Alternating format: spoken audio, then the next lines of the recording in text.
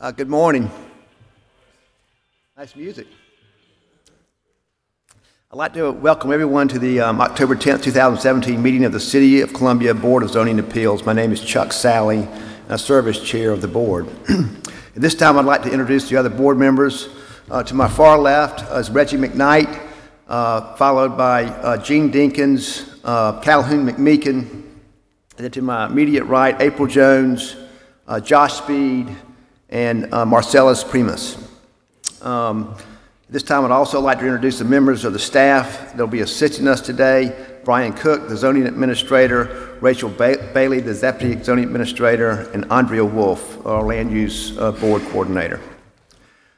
The board is charged with hearing applications for special exceptions, variances, and administrative appeals.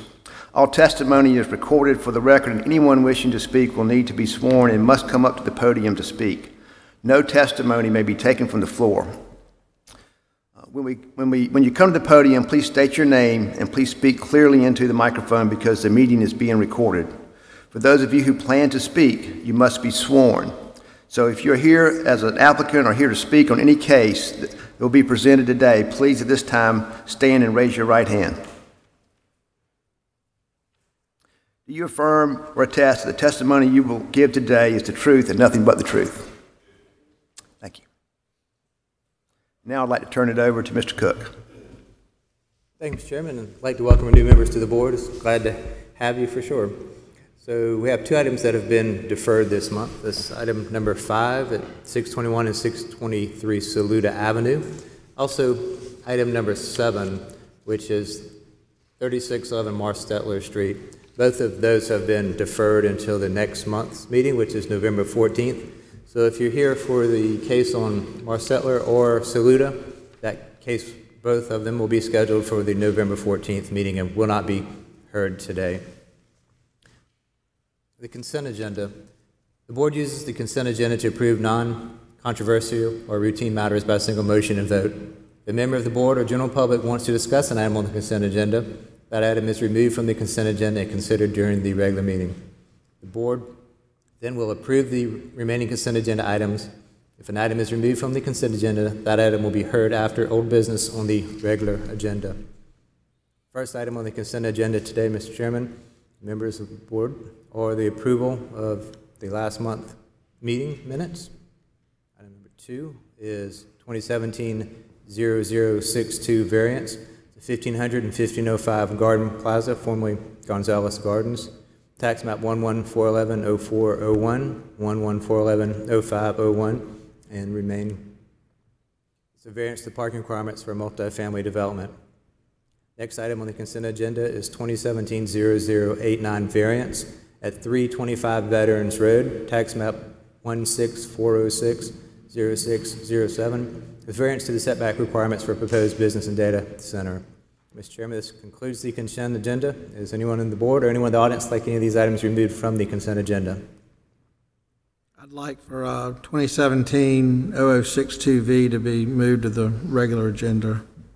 2017-0062 variance, 1500 and 1505 Garden Plaza, Gonzales, will be moved to the regular agenda. So we just need a motion for the September 12th, 2017 minutes and the case number 3, 2017-0089 variance Veteran Road, which remain on the consent agenda. Just want to make sure that the audience is clear that this consent agenda, we're getting ready to vote on 325 Veterans Road, the variance for the setback. So if there's anyone that was here to discuss or say anything about that, you need to raise your hand and let us know whether you want that to be removed to the general agenda, because it will be approved without comment otherwise. Okay, is there a motion then to vote on the consent agenda with the removal of 2017-0062V? Mr. Chair, I'd like to make a motion we approve the consent agenda subject to any staff comments. Second. So a motion and a second. All in favor say aye. Aye. All opposed? Motion carries. We'll move to the consent agenda. The first item will be the Gonzales Gardens case. That's 2017-0062 variance, 1500 and 1505 Garden Plaza, formerly Gonzalez Gardens. Also, let the record reflect that Mr. Dinkins has recused himself as they are a surveyor record for this project. So Mr. Dinkins will not be participating in the vote on this particular case, but will be back after this case. So this is a parking variance request for a multifamily development. The applicant is requesting a variance to the parking requirements for this development. 2 spaces per unit are required. The applicant is proposing 1.75 spaces per unit instead. The applicant is here and can answer any questions. Would the applicant like to approach the podium?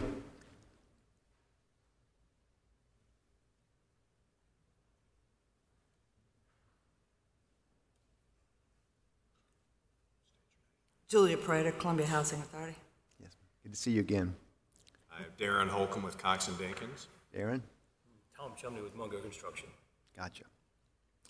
So, I think that we've gone through previously gone through the terms of special exception, and there was only one concern that we asked y'all to take a look at for us, which I see that you have. I think it would be good if you could explain to the board, just give us an explanation. We were concerned about whether we were improving the runoff rate of flow from water off the site from its existing conditions, or whether we were improving it, not improving it, making it worse, or staying the same. And y'all were going to get those calculations and kind of give us, could you lead us through kind of what you've determined here? Yes, sir. I'd be happy to. I submitted a document. I think it's probably part of the package where we took the time to run some more calculations, and difference between the existing conditions as it is out there today, which is currently being demolished, but and the future development. We are committing to at least a 25% reduction in rate of flow off of the site, which this does flow down through 5 Points and into Rocky Branch. I think I said Penn Branch in the last meeting. Also a 10% reduction in volume of flow, which is significant. That's a difficult thing to do. And that's going to be done by conventional stormwater methods as well as low impact development methods, where we're going to take as much area as we can within reason to infiltrate water back into the soil. We're going to be flowing much of the parking lots into bioretention cells, which will infiltrate and clean the water, so the water quality will be improved as well. So improved quality, lower rates, and lower volumes over a period of time. And just so everybody on the board is clear on that, would you give us the small lowdown on the difference between the rate of flow and the volume of flow? Right.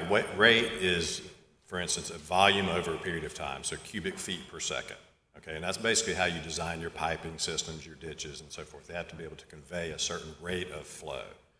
Now, volume, anytime that you remove, trees and grass and put in rooftops and asphalt, less water flows into the ground, typically. Okay, so you have an increase in volume during every storm of runoff leaving the site. Now, we're going to infiltrate as much as we can within reason. Then the detention pond will slow that water down, which improves the rate of flow, but also reduces the volume of flow over a period of time. Okay, so over a 24-hour period, we can commit to at least a 10% reduction. Now, what that does is your big storms come through. If it's big enough to flood 5 Points, then it's that volume of flow is flowing through 5 Points. We're holding our volume back over a 24-hour period and actually reducing it from the existing volumes so that it does not impact, for instance, Rocky Branch or 5 Points. Exactly. Okay. Gotcha. And so that it actually then what happens is you get some attenuation and absorption of the water on site that's held there, and that creates the volume differential. You get both. You get attenuation and reduction by infiltration. That's correct. All right. Excellent. Are there any questions from the board? Just clarifying, this is in the document that was dated back in July, that Exhibit A. So the proposed variance is for 1.75 spaces per DU, but the project area provides for 1.84. Yeah, we have more. Maybe I'm looking at that in the wrong way. Does that, what's provided, need to be under or at what you're proposing? We're just proposing 1.75 in case, we have a little bit more than 1.75 now. But it's, the site plan's not absolutely complete. All the design is not complete, so we are asking for a little bit of flexibility to reduce parking if needed, maybe, That's what I'm not, so, and that's just my concern, is why not reduce it now? Why do you need the flexibility? I mean, if you're asking for a variance of 1.75 and what you're providing is over that, I mean, what's the point? because that's what we agreed that we would be best for the development. Does anybody want to answer that? But I don't understand if the variance we're giving you is to provide for 1.75 and you don't meet that, then you're not meeting the terms of the variance that we're giving you. Or am I just not thinking through this? We're between the 1.75 and the requirement. So, I mean, if we need to, we can go back to 1.75. But that's what but if that's what the variance is for, why wouldn't you go to that? Y'all want to reduce the parking some more? Well, I just don't understand. I mean, if you're going to ask for a proposed variance of 1.75 and then not meet it, why are we giving a variance? Simply for flexibility in the site design. In case there are some problems that occur during the finalization of the design, if we need to reduce parking more, we have that ability to do so without having to come back to. Yeah. But if we give you a variance for 1.75 and you don't meet it, then what happens? Well, what if they do? Then they have to come back and get it again. Or if they provide more, they're fine. So if they don't, so who checks behind to see if that's not met that makes them come back to reduce parking? Where is that check in the process? Just check with site plan review. So if they provide 1.75, 1.83, they'll be fine for the approval. If they provide 1, they'll have to come back to the board. So they're given a little leeway built in with their asking. Where is that enumerated what the leeway is? That's what you're approving today. So if We're you're approving 1.75. right, but it doesn't have to be 1.75 if they're providing more. Maybe that's where I'm just not understanding it correctly. So they're going above what, they're going beyond what they're asking for. They'll probably end up somewhere about 1.8, but just in case they have to design or move things here or there a little bit, 1.75 is kind of a safe number. You give them a little more leeway without having come back to the Board of Zoning Appeals. If they need to make the detention pond builder to retain that 25% reduction in flow, they got to have a little room to knock a few parking places off. And I get that, but I guess my frustration is I see what happened in 5 Points when all that stormwater stuff was redesigned years ago, and I don't know who did that, but they didn't get it. That Walgreens, the old Kenny site, still floods. And that's my concern is you know, you guys are more qualified than I am. And it's one of those things in my business, you know, you can't argue math or science. If that's what it says, that's what it says. But I don't understand how you design something and then it doesn't work. And so that's why I've just got this thing about stormwater, you know, why not err on the side of caution? You know, why give this flexibility when we've already got a pattern in the city where, you know, we spend a lot of taxpayer dollars on doing things and then they don't work? So that's been my hesitation with this case is why shouldn't you have to go above and beyond given what's happened in the city in the last, forget when 5 Points was done, 10 years or so? I think that they have, though. I think they're showing that they are going above and I beyond. will bet you that when 5 Points was redesigned, I wasn't on the board then, but that was going to be the case. We're going above and beyond to do all this stuff, and then it doesn't work. I just don't understand it.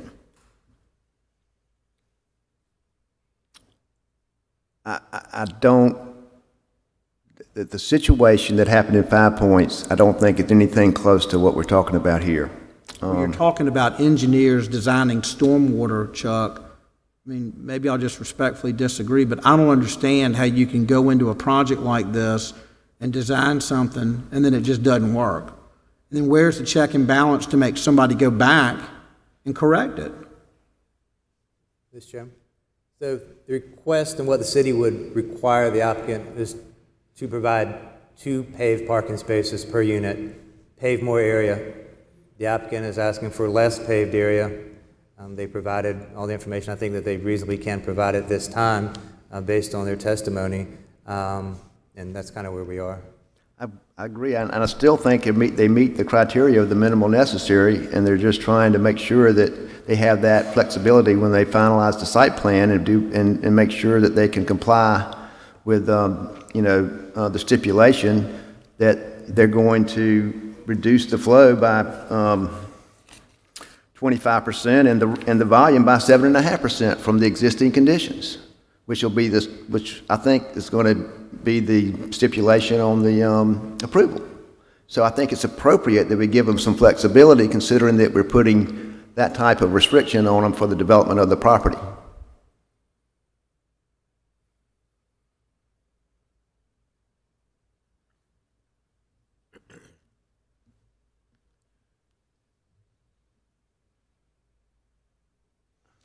Is there anyone else who would like to speak in favor or against this while we're discussing it? Is there any further questions from the board?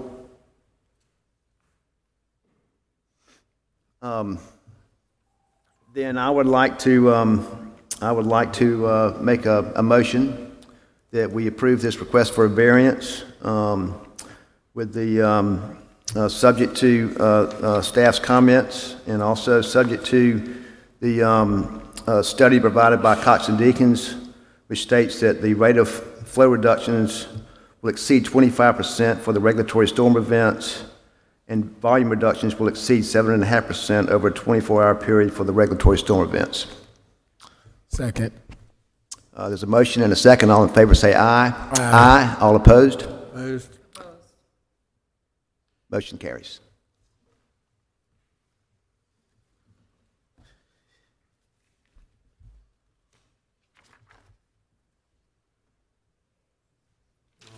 Next case, we have Mr. Dinkins back with us. Next case is item number 4, 2017-0071 at 1130 South Kilburn Road, also known as 3807 Timberland Drive, tax map 13-707, 19, and 8. The applicant is requesting a variance to the side yard setback for a proposed single-family residence.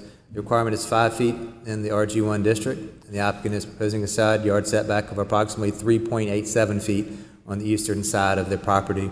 Basically, there's a single-family home currently on this property, and there's also a garage structure that the applicant would like to turn into a single-family residence.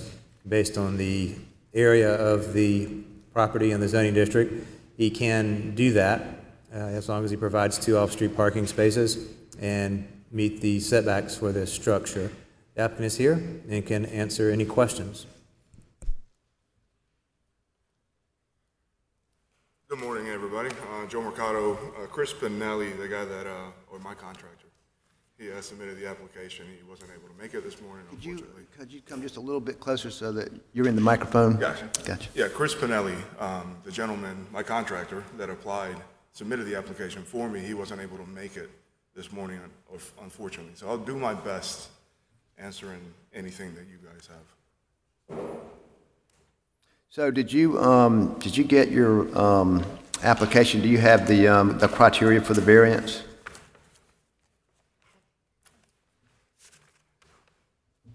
I do.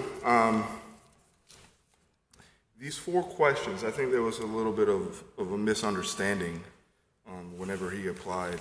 I don't think they were properly answered. Okay. 1 and 2.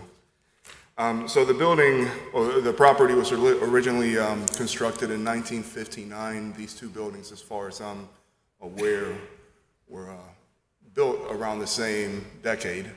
The building that's towards facing east, on the east side of the property, the side setback currently is 3.8 feet, give or take, and the rear setback is 6 and the existing building is 3.87 feet?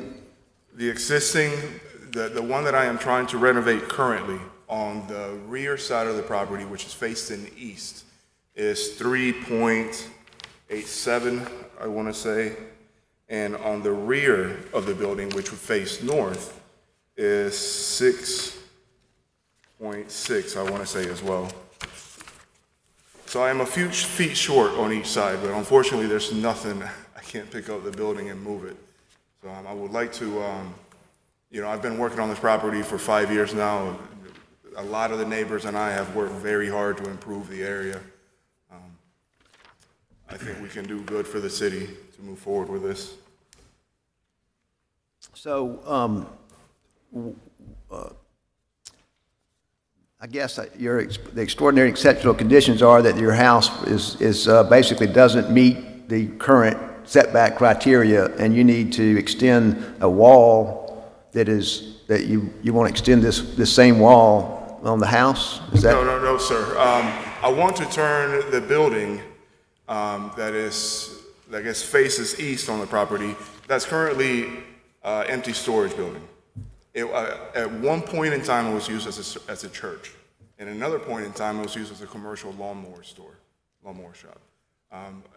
When I acquired the property in 2012, we cleaned it up and kept on using it as storage. But when I originally purchased the property, the entire mindset was to eventually turn it into a full-blown home, into a three-bedroom, two-bath home.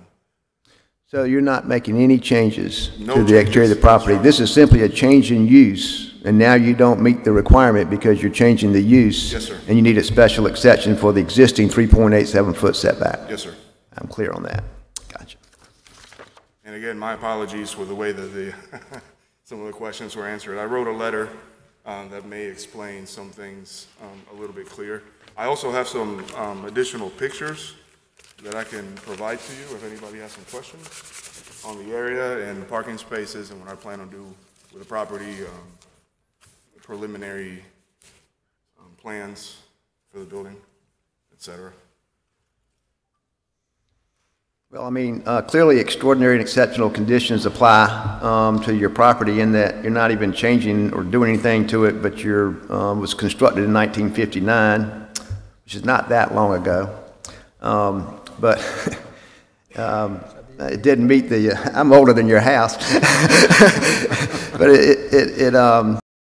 so I think we've established that, and the conditions that are noted don't generally apply to other properties in the area and structures in the vicinity. I think you've definitely proven that, and that the requirements for the property would unreasonably restrict or utilize the subject property where you couldn't use it for your intended purposes if we don't do this. So I guess that would be definitely a positive. And then would not have any substantial detriment to adjacent properties. You've already gotten approval from your neighbors to do this, and they're not really changing anything. Nobody's required, and of course it is the minimum necessary for that, and it is in harmony with the zoning ordinance in there. So good. Is there anyone else here to speak in favor or against this application? Are there any questions from the board? So do you live in 1130? Yes, sir. So what is your plan if you grant approval for this variance? What do you plan to do with that? Well, the wife was excited about a new closet, so I was planning on moving into the Reno and possibly rent the 1130 South Kilbourne. But it really depends on what the board says. If I have to move into it, I will, and if I can stay in my current home, then I'll do that as well. But yes, ultimately it's to turn them into rental properties, and my daughter will probably live in it when she goes to Carolina in 10 years. So. I guess a quick question for staff. So Brian, is it typical to have two existing residences on one parcel? You see it occasionally. It's not typical, but it's not unheard of to have two. If he had the area and wanted to build a home and could meet the setbacks, we would approve it. This case, it just happens to be the setback issue is the only thing stopping him. If he met the setback and he was going to convert the garage into a residential dwelling, we would issue him a permit to do so. To add to that, there is a property literally across the street that I think it's the last image that I showed to you that shows two properties. It's actually three properties: an older brick home and a two-story duplex right behind it. All of them under one TMS. They've been doing well. One of the reasons I want to keep them under the same tax map number is because there are existing sewer and water lines. There's a 1-inch main that fed the primary house and the church at one point, and there's a 4-inch sewer that runs from Kilbourne all the way back to that property. From what I understand from speaking with engineering, there's a lack of utilities on the north side of Timberlane. So if I were to subdivide, and correct me if I'm wrong, if I were to subdivide, I would need water and sewer fed individually into the property, which would be at a high cost to me and the city to bring it all the way either from Hancock or Kilbourne. And there's no kind of coverage, lot coverage, because it's not splitting it. That's not a problem. Right, it should be okay with the lot coverage. It's just a use. Yes. Okay. So what if the applicant tried to sell one of the homes? I think I have to sell them together as an investment property. And I'm well aware of that. You would have to get a subdivision if you wanted to separate them. You'd have to go before the city and get subdivision approval. So that's kind of what I was getting at. I'm pretty sure he would, wouldn't he, Ryan? So he sells them as a package, that's one thing. I think if you wanted to sell individual units, you'd have to probably subdivide it for lending purposes or whatnot. So. And that means he's going to have to go through all of the other criteria that the city's going to require for a subdivision of the parcel. Right, if you can meet that criteria with lot coverage, because if you create any lot, you'd have to meet the criteria for setbacks, lot coverage, and et cetera. So depending on how he wanted to divide it, he may or may not be able to do it. Yeah. So I've got a survey already made from Douglas Platt. 2 surveys they created for me, one without a subdividing line and one with a subdividing line in case it went in that direction, which I don't want them to, but if I have to go that way, I will. We can meet with 5,000 square feet on both sides, and I can show that to you if needed.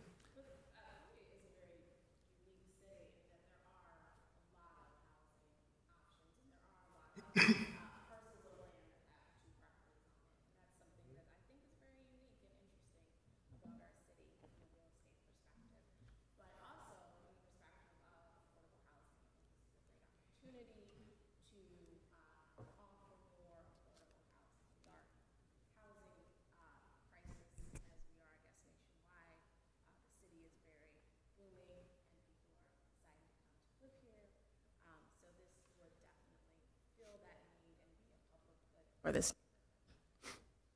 I like it because it qualifies for a 4% tax rate.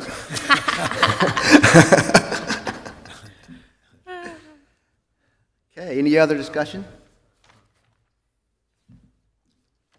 I would like to make a motion that we approve this request for a variance subject to staff comments based on the criteria that was presented here today by the applicant. That's it. Second. We have a motion and a second. All in favor say aye. Aye. All opposed? Thank you. Next case is item number 6, 2017-0073 variance, 1603 and 1605 Bull Street, 11402-0104. It's a variance to the parking requirements for proposed commercial use. The applicant is requesting this variance to the parking requirements for a proposed real estate office. Parking requirements for this use would normally be 8 parking spaces. The applicant is proposing 0 on site instead. Basically, you have approximately 2,840 square foot office that the applicant wants to build on a lot that is 2,648 square feet. So up and down 1,420 square feet, multi-level. So there is a 50% parking reduction because of the design overlay. There are a couple of parking spaces on the street. He could get up to 4 within 50%. So really what he's asking for today is a variance for 4 parking spaces, a reduction of to 0. And the applicant is here and can answer any questions.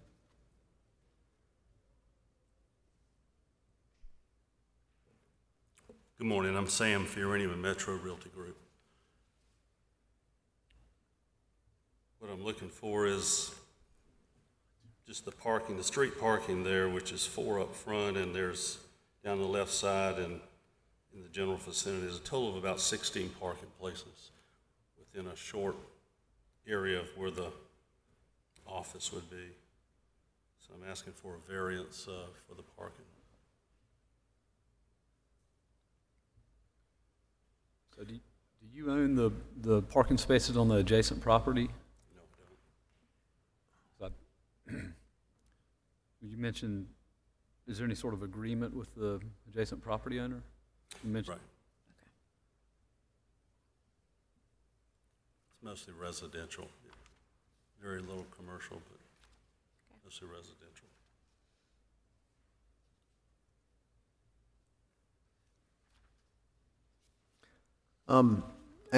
And are you proposing to, you're not proposing to lease space on adjacent lot, you're just using public parking off of Bull Street? The street parking there on Bull and Taylor.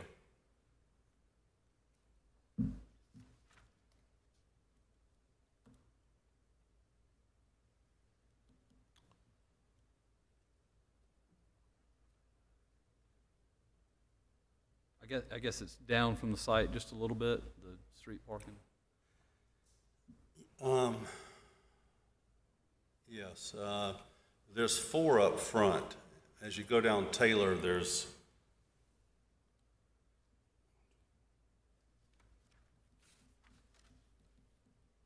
five, 6 on the right side, and there's 5 on the left. And then there's 1 right. As you cross the street, there's 1 as soon as you cross the street on Bull there too. So there's 16 within a short little space of walking, really. How many blocks of walking? How many blocks of walking? It's a half a block. I mean, it's not even, it's a half a block. Half a block.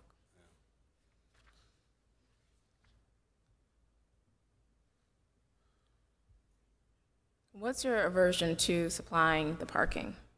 Supplying more. Well, no, because you're not supplying any. Is that correct? With the building that's would go there, there wouldn't be any parking for that particular area of space. There was an existing building there that was torn down? There was a 2,000 square foot, 2-story home built in the early 1900s that was going to require total renovation, and it wasn't worth, so I took it down. It's just a vacant property now. So when it was the 1900 house, it did have the 4 parking spaces, is that correct? It had a space on the left side for parking, and that was really it. It really never really was much done to that place. As you can tell, as you come into the property where the paved area is on the right there, that's encroaching in. That's going to have to be changed because that's encroaching a little bit. So you're telling the board that you had a property that was available, that was historic, excuse me, and you decided to tear it down, that had available parking, that you decided to tear it down, and now you want to build a new property, but you don't want to have the parking spaces. Is that correct? That's correct. That's correct. I know when we give exceptions or we've got a history of it, I know like in 5 Points, I'm not going to say that it's a requirement, but it's pretty common that people will go and lease parking if it's available. So I'm just kind of at a loss. Why wouldn't you just go and lease the parking if you've got it available? Well, I'd have to have an agreement that they would lease parking, and then I bet if they took that lease away. You can't take a lease away once you sign a lease. Well, I mean, if it's a short period, when that period's up and they don't extend it. Just know that when we do this in 5 Points, that we, that the applicants are normally willing to provide parking. And I think what I'm kind of hearing from the board is there's maybe some reticence in just not providing any parking other than street parking. I mean, that's one of the biggest corridors that comes into the city.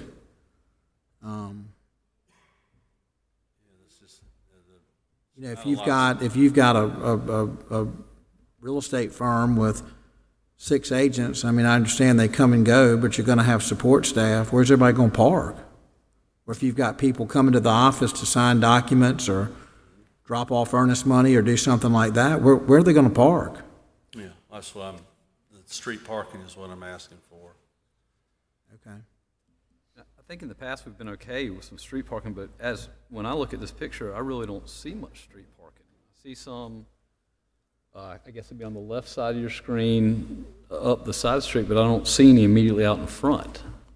There are four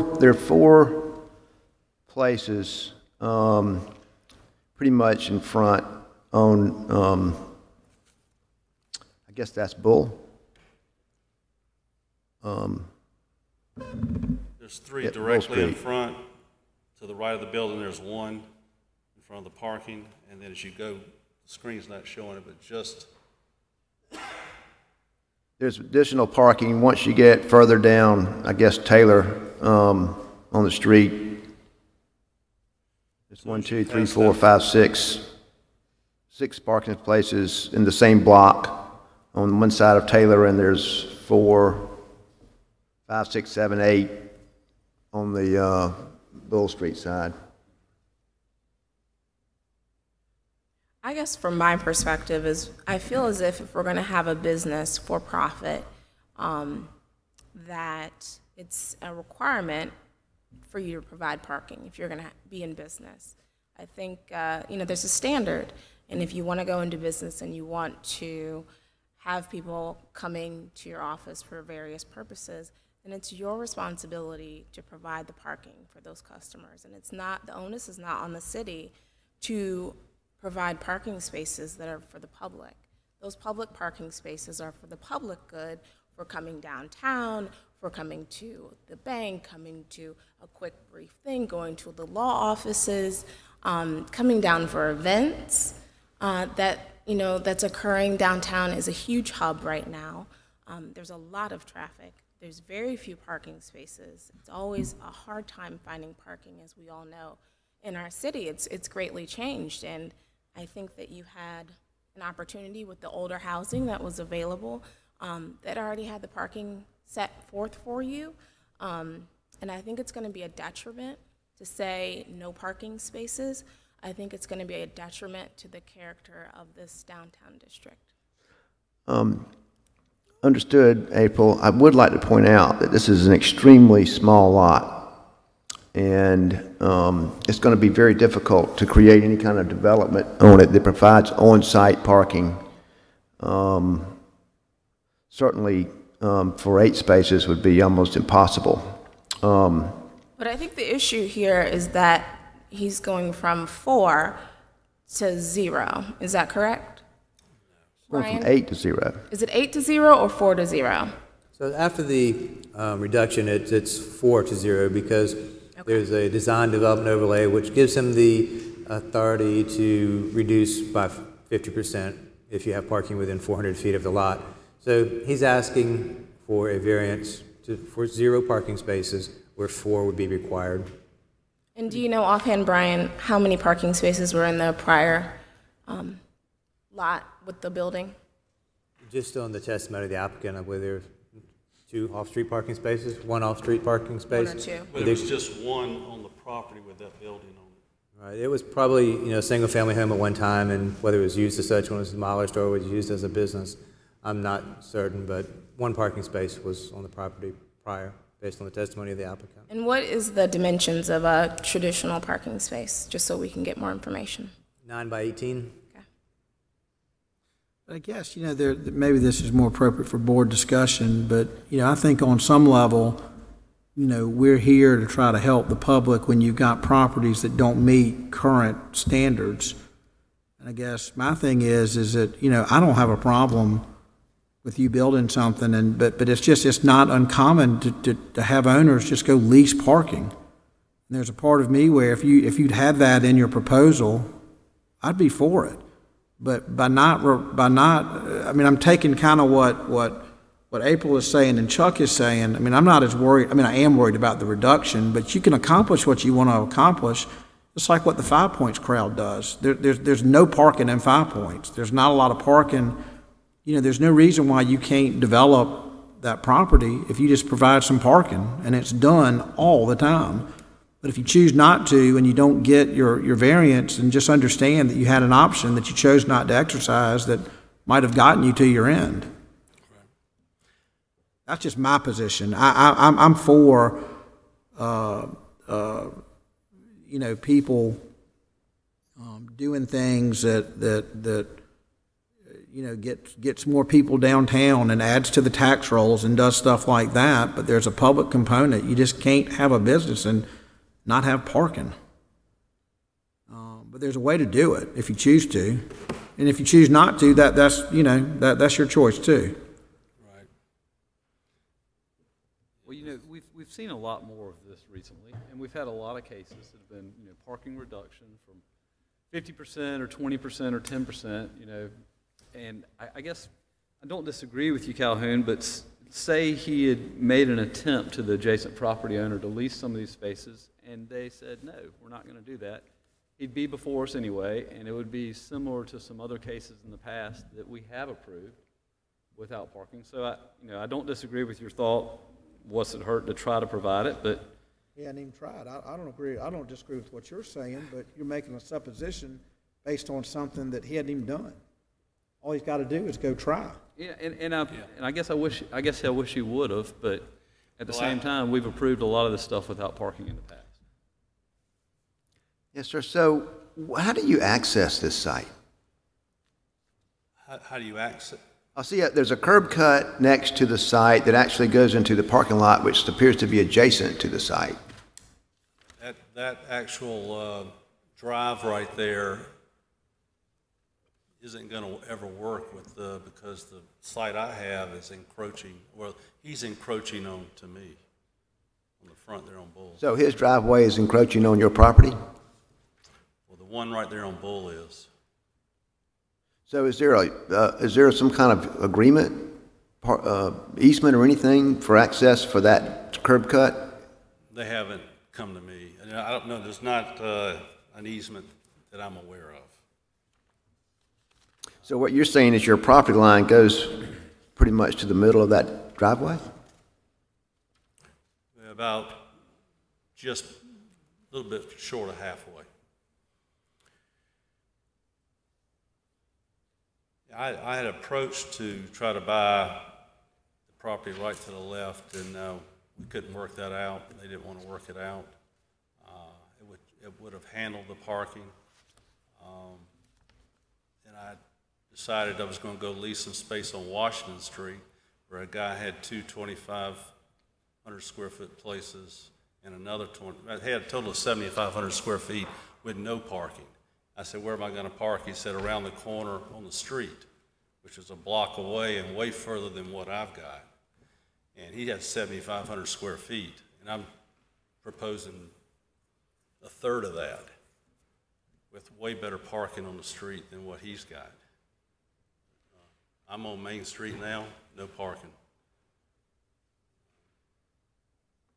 Yeah, I mean, I think that's a good point. You know, we really do have a lot of areas in a lot of sites within this area where there's not any parking. So the way I look at it is that is the way we've been moving in the past, and especially as of recently. So if you develop this site and you're granted approval and you don't have any parking, you do so at your own risk. And you know, if people can't get to the business and the employees can't get to the business, well then I guess they can't, and it won't be very successful. But you know, considering we have so many sites where you don't have any on-site parking, I think I'm okay with it. Just realizing, well, I mean, you know, good luck. But I think that we have to think about, like you said, in the past this has been occurring, but now we're in a new day, a new season, and we have more people coming to our city, people coming from other parts of the country, people coming from outside of the country due to USC and other factors. And parking is a huge issue, and people say continuously, I'm sure we can all agree, that there's hardly any parking downtown. There's nowhere to park, it's a hassle, and that's going to be a detriment to our city, that's going to be a detriment to our businesses, that's a detriment to our government. And our job is to plan so that our businesses can be successful, so that our city can be successful and that people can say, we love downtown Columbia. There's plenty of parking, there's great planning, there's great events to attend, and I can get in and get out of our downtown sphere. If people feel as if it's a hassle, they're not going to come, our downtown's going to dwindle, and that's going to hurt all of us in the end. The available spaces that are there on the street, there's no meters or anything. That I never see anybody parking or even using them because there's really nothing there. And if I was to put the building there, it's the only building that's going to be there. So you're saying there's no meters on that street? It's just what kind of parking is it? There's no meters. What now? So what kind of parking? Is it like the meter signs where you pay on your cell phone? They're just spaces. Believe it or not, it's free parking in the city limits of Okay, Columbia. I'm going to let you know that's not going to last long because It may not. all the parking places that I've seen have been I've been in the downtown area for 10 years. Places I used to park that were free, somehow meters have appeared. I don't know where they come from. They appear, and I have to pay now. And so they're definitely eyeing every single available space, especially due to the fact that they have increased the staff for parking services. They're looking to increase the revenue.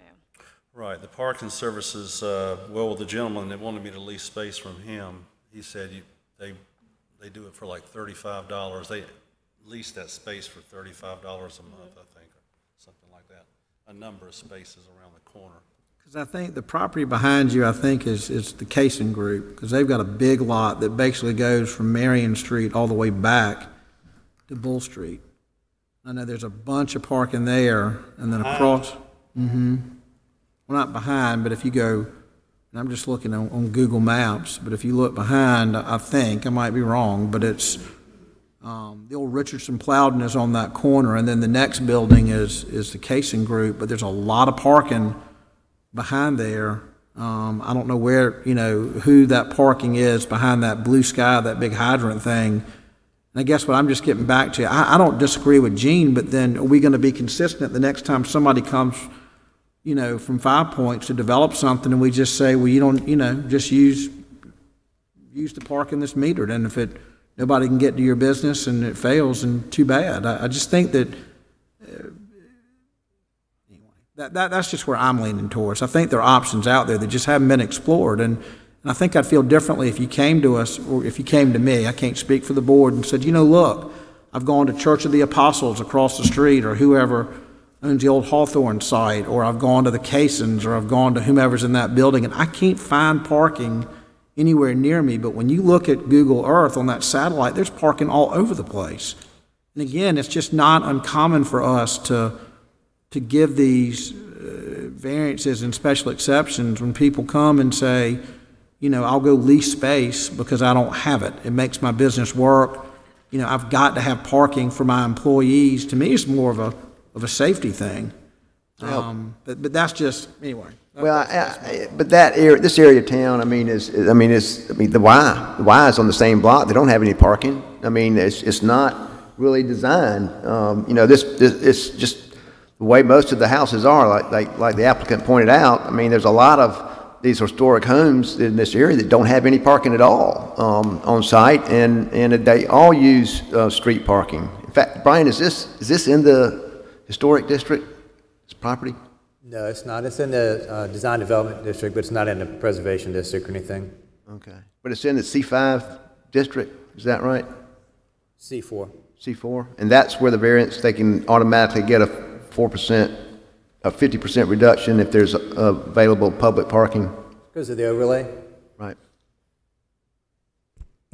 So I guess what they're saying is that the criteria within the zoning ordinance recognizes that parking is an issue, and they've already essentially granted a 50% variance in the parking requirement for this locale based on the available public parking around the property. The lot's 2,600 square feet. It's going to take almost 1,000 square feet, or 50% of that lot, to provide 4 parking spaces on site. To me, that when you're looking at that ratio, you're really looking at a hardship. That's my feeling. And I think that in this case, it meets the criteria for that as a hardship because of the size of the lot being 2,600 square feet and only 40 feet wide.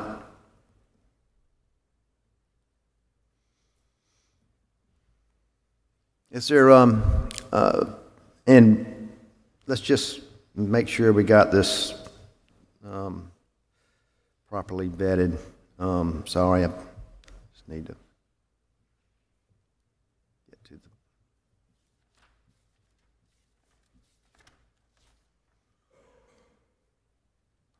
So you've indicated that the extraordinary conditions are the size of the lot, it's 40 by 66. And that they don't generally apply to other lots in the vicinity, meaning there are not really a lot of other small lots like that that are undeveloped in the market. Correct? Yes. That's correct. All right. Basically, again, on 3 regarding the zoning ordinances as being restrictive, it's again because of the size of the lot. It doesn't meet the criteria to allow for additional parking on lot.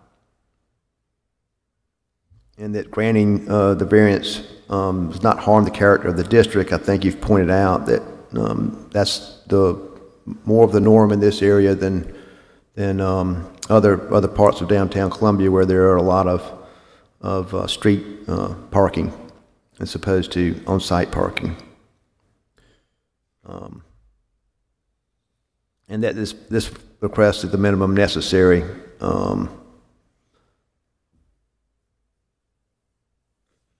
And I guess what we're saying here is that you potentially could squeeze in a couple of parking spaces, but what would be the benefit to that for a 2,600 square foot building?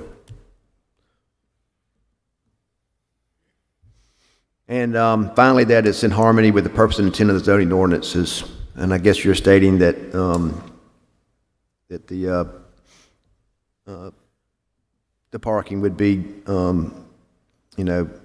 public parking on Bull and Taylor Street would allow this to be a usable commercial parcel of land. Correct. Is that correct? Correct. Is there anyone else here to speak in favor or against this application? Okay. So, is there any further discussion or questions from the board? A quick question. Have you ever looked into reducing some of the building size to accommodate more parking? Let's just say 2 spaces. Yeah, I mean, it can be reduced to try to create parking. So what size square foot building are you making now? Present, the one I have drawn is 2840. And so how much of a reduction do you think would be necessary for 2 parking spaces?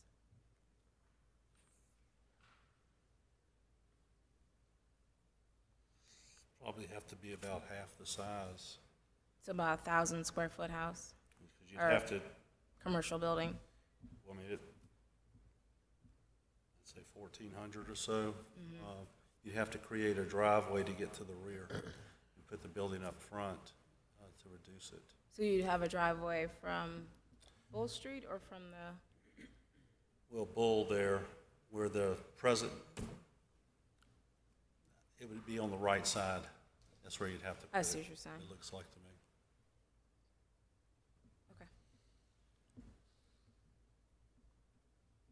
Have you looked into that at all, or no, not at all? I've thought, I've got all kind of ideas and plans with this property because it's a unique piece of property. And as we talked about, it's a small piece of property. So, I don't know, I mean, we can discuss this, but one thing you didn't give us was a site plan.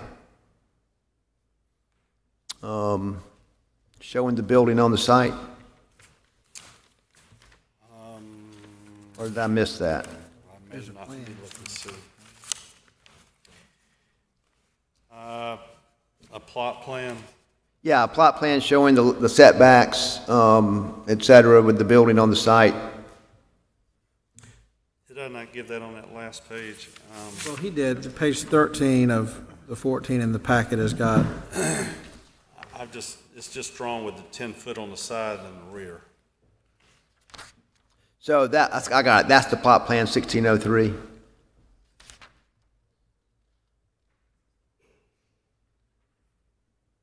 So walk me through this. So the back property line is 39.22 feet. The front's 40.55. Correct. So you are building on the line facing, is that Bull Street? Correct. And then there's 10 feet on either side of the property. One, and I guess that's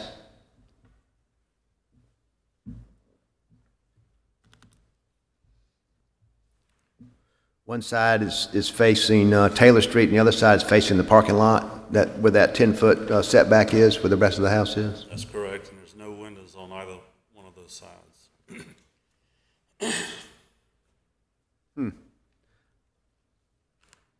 And so you actually own part of that driveway going up there? The driveway? Mm-hmm. No, I don't, well, that driveway is, yes, sir, I do. I'm sorry, what did you say? Yes, sir. I do own that part of that drive because it's encroaching on the property.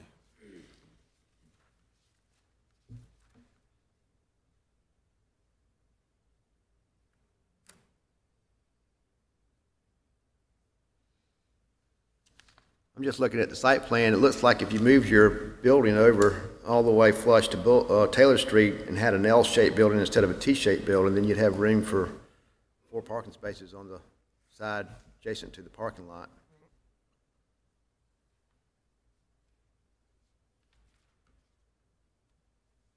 Say that one more time. If you redesigned your building so that it was an L instead of a T, and you had it flush against Bull Street on one side and flush against Taylor Street on the other, then you've created a 20-foot wide depth along the, it looks like the eastern wall of the building.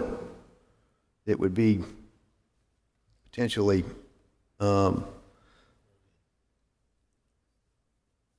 would say, looks like at least 4 parking spaces there. I agree. If the building's cut down and reshaped, I agree with you. 4, I think we can get 4 out of it.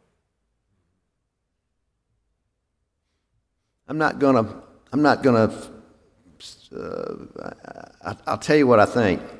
I don't know what this board, but just looking at it, it doesn't look like you got a whole lot of winners here. They're going to vote for you, which means that you're going to have to be stuck. If you want to look at it, reconsider it, bring it back, we'll make a vote to see if that can happen. If you want to, if you want to request a deferral, and redraw this a little bit, or we can go ahead and vote on it up or down, and then, the chips fly where they may. I will acquiesce to your desires on that. If the vote is, do I come back if the vote's negative, or are you No, saying if it doesn't make it, later? then you got to find 4 parking spaces on your site. Is that what pretty much? Or let me be clear. I think what Mr. Sally is saying is, or at least how I interpret it, you could go back and redesign your building, but I'd be okay, given the precedents that we have as this board. Go find 4 parking spaces to lease. We have a history of doing that in the past, and that's probably, that's up to you if you want to get into redesigning a building and calling an architect and going to that expense. But if it were me, I'd go to Louis Cason or Church of the Apostles or just whomever and go lease 4 spots and call it a day and go build your building. Does the lease have to be a certain time frame? Right. So, Mr. Chairman, if you wanted to have leased parking off-site count for his required parking on-site, it would require a special exception from the Board of Zoning Appeals for leased off-site parking. If he's going to provide 0 spaces. That is an option, but it was an option that would require coming back to the board with a special exception request. If the property was redesigned, the building was redesigned to provide some parking, let's say 4 spaces that would be required on site, landscaping would come into play as well, so you have to come into compliance with that, so that may be another variance that would come along your way. Let me make sure I understand. I'm trying to get him to yes, in my mind.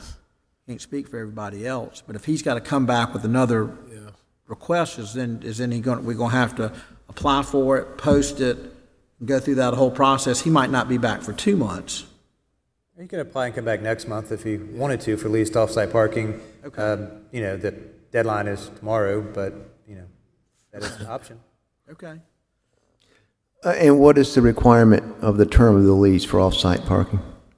The leased off-site parking has to meet certain criteria that are in the ordinance, but basically it says it has to remain in effect. They're supposed to produce a copy of it every year upon renewal of business license.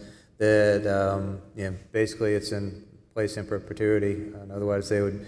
But it can be a year-to-year lease. It's just you have to notify the city every year that you have it. Right, and from an administrative point of view, leased off-site parking is a little tough because if people are going to come down every year and show a copy of their renewed lease when they renew their business license, some do, some don't. So.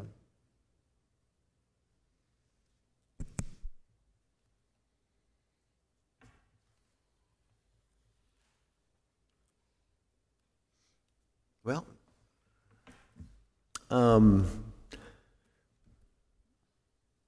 we can vote now if you'd like us to, or I will I'll request the board for a deferral if you would like, however you would like to do it. I think it'd be in your best interest. I mean, like I said, I can't speak for everyone else. Probably to ask for a deferral where you can get more concrete information exactly as far as what you want to do, not make the wrong decision. So, I mean, a deferral, I like Chuck said, I mean, this is my opinion, I don't know how anybody else feels. You can actually get all your ducks in a row and not make any rash decision. So, I'm just saying. So, a deferral to you can come back, You can come back, you have more information. More lease space. Yeah. You own the property, right? You've purchased this property? I own this piece of property, yes, sir. If it were me, and I'm just saying, and I was going to develop something like this, I think I would be really interested in getting some professional help to determine what I could actually build with the setbacks and so forth, and then come to us with a request once you've determined what you actually have on site, and that you meet, because it could be that, like Brian mentioned earlier, you need it because of a landscaping requirement or something else that doesn't allow you to, back out. What we have here is we don't see, it's hard to see the hardship with this site plan. But if we had a more detailed site plan that met the criteria for the development of the site within the zoning ordinances of the City of Columbia, then we would have something, I think, that would be a lot more concrete, and we could say, yeah, it's easy to see this is a hardship. He can't get 4 parking spaces on this site, or, he can get 2, we'll give you a variance for 2, not 4, or whatever it is, and move on. But, based on the way it's done now, it's really hard to see without knowing that you meet all the other requirements for the development of the building. And Brian, quick question. Hypothetically, if it was deferred, if it was if it was shut down, how long would it take him if it was denied, how long would it take him to come before us again with this? Another year? If he came back with the same request after being denied by the board, it would have to be 12 months. 12 months would have passed. If he came back, say he got denied today, and he came back next month with, okay, I can get 2 parking spaces. I'm asking for a parking variance to 2 parking spaces. That would be a different request. I got you. But if he's going to defer until next month and come back with the exact same thing, you'd kind of be right back in the same boat where you are today. If 0 is, if he didn't do anything, if he didn't make any augmentations to, this is his this is what he wants to do. I mean, I really don't know what I don't want to speak for him, putting words in his mouth. I mean, I don't know if he wants to, defer it, or, we can vote on it and, and follow where the chips may. If the proposed, is to defer it until next month, Yeah. if we're going to come back with the exact same thing, of course, it's up to the board and the applicant, but it'd be a moot point. So unless the applicant's going to come back with something different than what we have today, you might as well take it up today. Yeah, I got you. I guess the best thing to do is to defer it till next month. Let me come back with parking that I can figure out about supplying. I don't see how I'm going to do any landscaping with this smaller property. I'll be good to get a building and some parking. So I would hope that landscaping wouldn't be a part of it. It's going to be difficult, let's put it that way. Right, and I don't know. I mean, it may not be a requirement, it may be, but without, without a vetted site plan, it's going to be hard to determine that. Okay. Well, I'd like to make a motion then that we defer case number 2017-0073 for 1 month. Second. We have a motion and a second. All in favor say aye. Aye. All opposed? Motion carries. Thank you, sir. Thank you.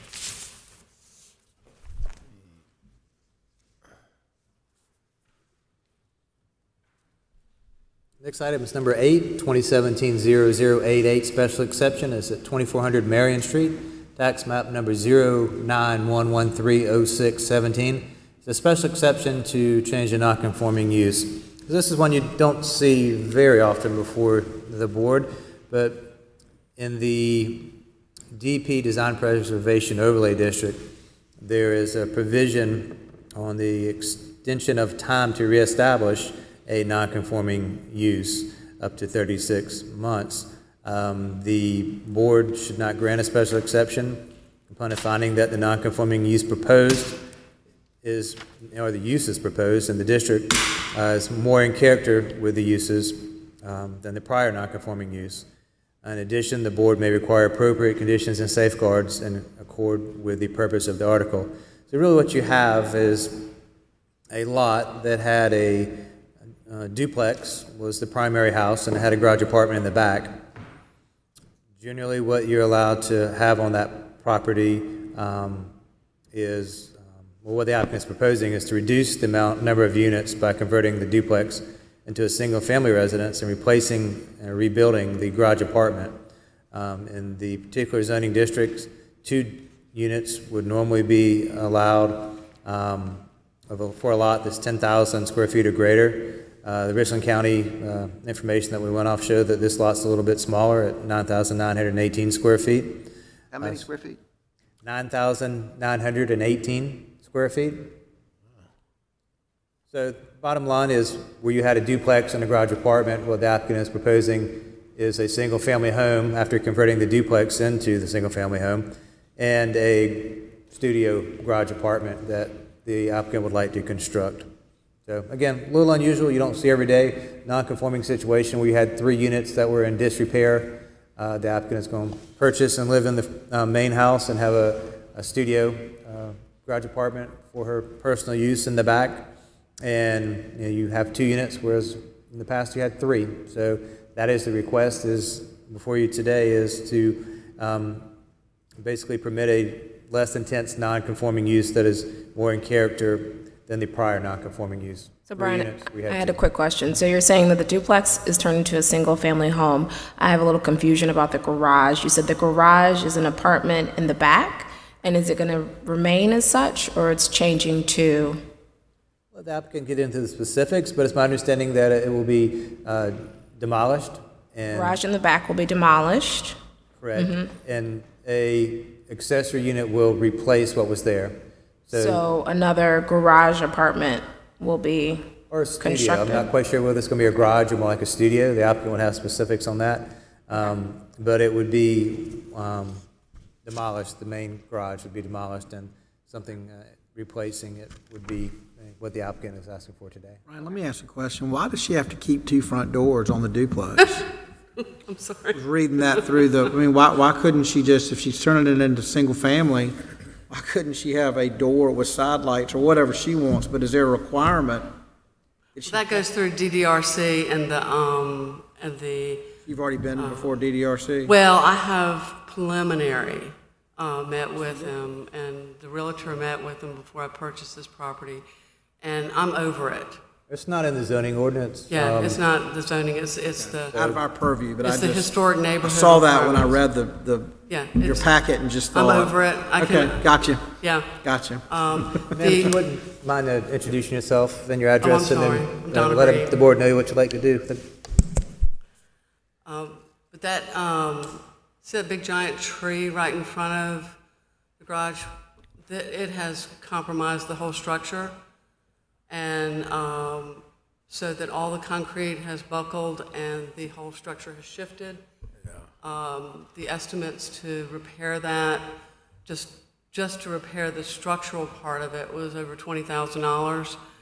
And so that's when we decided that it would be a much better thing to do to demolish it and rebuild it and do it better. You know. What's your intention to rebuild? What are you intending to rebuild?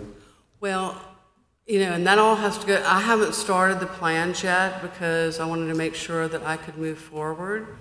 But my plan is to build a 2 to 2.5 car garage with about 500 square feet or so on top that I could then use as a studio. Or, but you know, having the bathroom there is kind of the key thing to make it a good. And plus, when the property was appraised and when it was sold and marketed and everything, it was marketed as, you know, an apartment, you know, over the garage. It was also marketed in the beginning as a duplex, and we went through and had all that redone. That's already been completed? You've already converted it from duplex to single family? No, we had the appraisal redone prior to the purchase because it then became that we were going to have to convert it to the single family. And so I'm over all that. I just want to, the two-door thing is all, that could probably be worked through, but I'm way past that. You know? Gotcha. Quick question, Brian, for you. So this special request is essentially because the lot is 9,918 square feet instead of being 10,000 square feet? Correct. That's part of it. If she was at 10,000 square feet, she could have 2 units and, you know, would not have to come before the board. That was part of it. The other part of it is, in this particular district, you know, you had 3 units. You know, caveat that you could, you know, not use those 3 units because of the length of time that it's been discontinued. However, within that 36 months, you could come back and ask for this particular request with a less, you know, intense non-conforming use. So it's 2 things. One is to maintain multiple units on the property as opposed to a single family. And that's through a special exception to be able to have a rental unit in the back and a single family house in the front. Is that what I'm getting? And so, so the applicant's basically stating that they're making an improvement to this, which is a criteria for them to get, for us to even consider it as a special exception, and that is because she's reducing the number of units from 3 to 2. Yes, correct. So the garage apartment, if they were to demo that and tear it back, it'd have to be reviewed by our, staff at a design review. But it also would have to be something of a design that, would be in character and fit within the area. So in other words, you couldn't come back there and, build, a skyscraper. It'd have to be lot coverage and setbacks and, again, design review. It would have to be in the original setbacks, or would it have to be moved if the setback was non-conforming? The setback was non-conforming, would have to meet the current setbacks as they are. Okay. What neighborhood is this in? Cotton Town. That's historic, correct? This is not a contributing house, In that historic nature. and and I don't know why.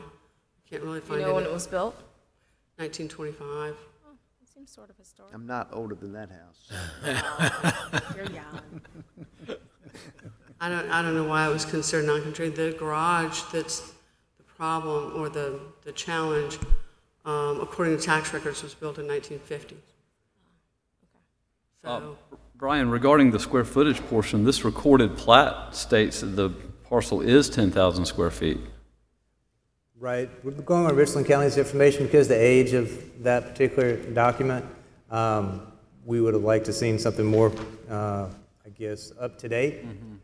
So we were going on the Richland County's information. So the applicant was given the option to provide updated information. That was like 1928, I believe. Is that? No, it's 1980. It's 80. So I just, I know when you click on the assessor's database, because I use it so frequently, it says, approximate information purposes only. Seems like we've got a signed recorded plat here stating the parcel is 10,000 square feet or larger. Seems like that would trump the GIS measurement. the measurements on the lot, according to the tax records, have it 130 feet on both of the long sides. And the lot is actually, the sides are not parallel.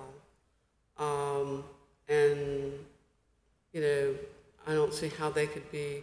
So the plat shows it 130 on one side, 131 on the other side, or almost 132.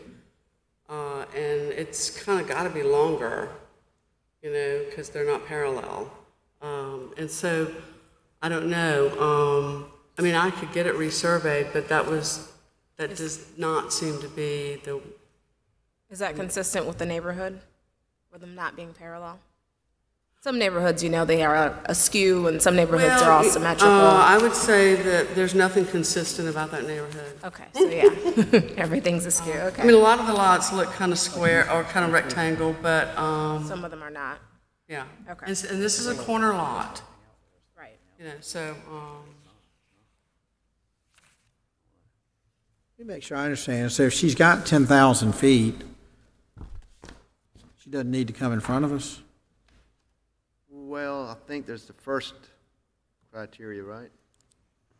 Well, she wants to have 2 units, and she has 10,000 square feet, other than meeting the requirements of the setback. So in other words, if she wanted to demo the house and build something back, she had 10,000 square feet, she could do that with 10,000 square feet. But so I think you are correct, Ms. Jenkins. My thing is, and maybe Mr. Dinkins can speak to the specific terminology, but the assessor's office doesn't go out there with a, what do you call it, a transept?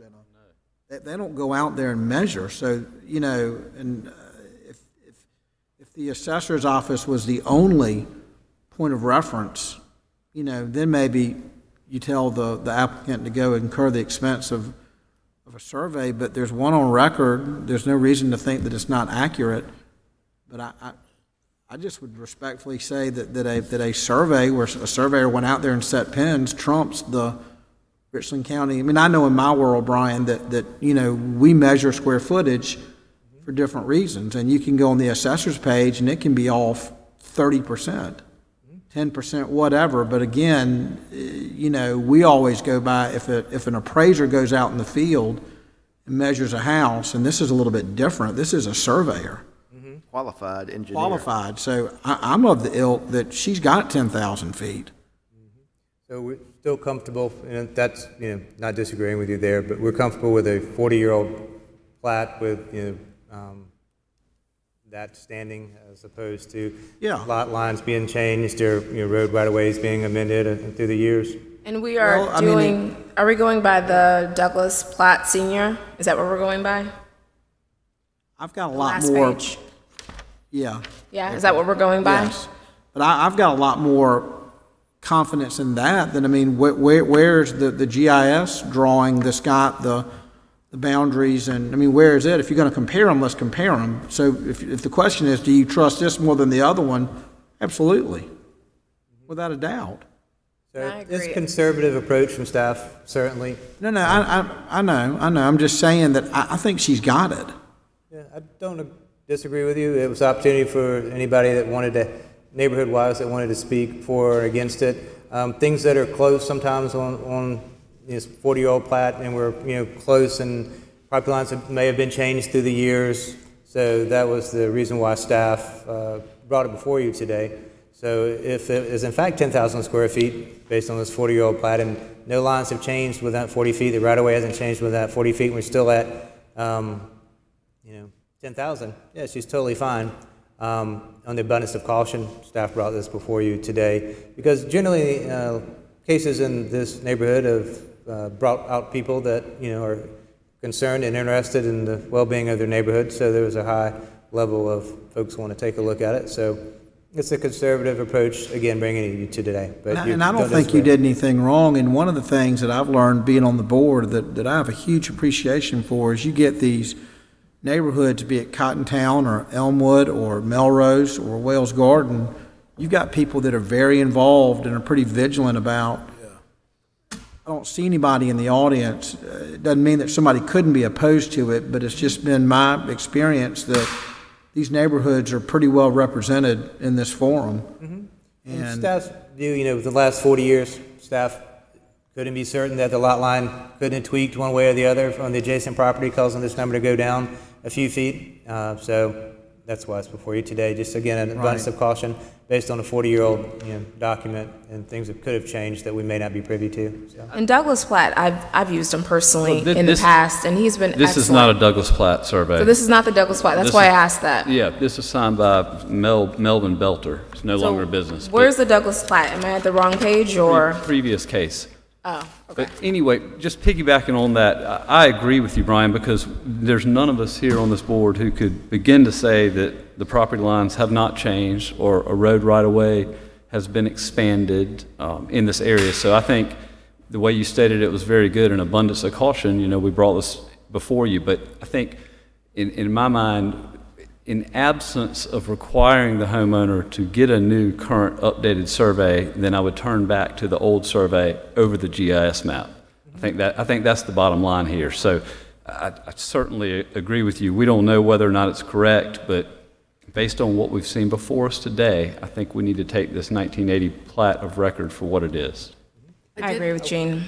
I did meet with the Cottontown board last night, and they had no objections, and several people asked me what I was going to rebuild, and I haven't done those plans yet, and that will have to go through all of the review process anyway, and so, they were all on board. Mm-hmm. I think that everybody's ready for this house to be brought back. Well, I truly understand what Gene is talking about, and I do agree with him. However, I think in abundance of caution, we need to, let's go ahead and proceed with this vote. And, if it doesn't need it, voted for nothing. Right. Is there anyone else here to speak in favor or against this application? Okay. Is there any further discussion from the board?